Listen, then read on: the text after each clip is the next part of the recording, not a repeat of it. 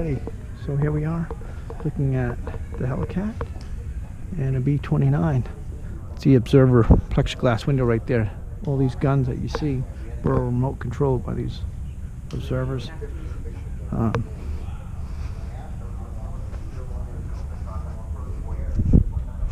believe these were Pratt & Whitney motors, but I'm not sure. Huge engines.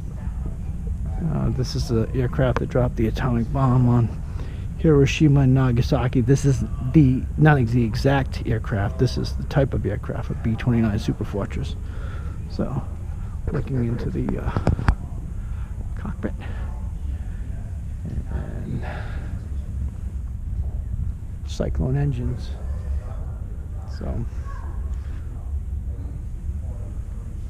pretty large aircraft for its day. Yeah. That's the bomb bay doors that are open right there. And just a pretty cool aircraft. You can see how that top turret has 4 50 cals, and those are remotely controlled by a gunner / observer, I guess.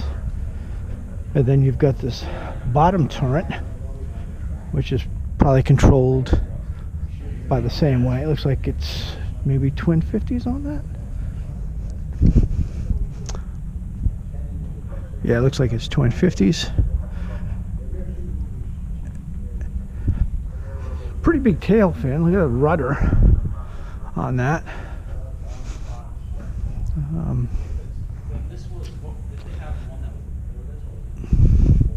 Again, the gunner / observer.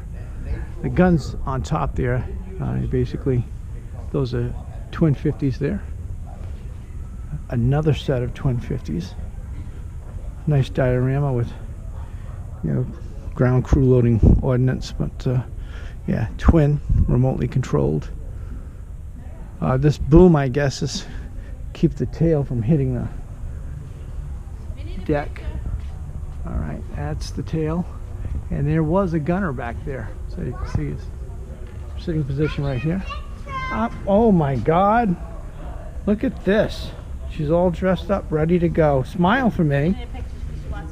Okay, look at this. Big smiles. Okay, all right.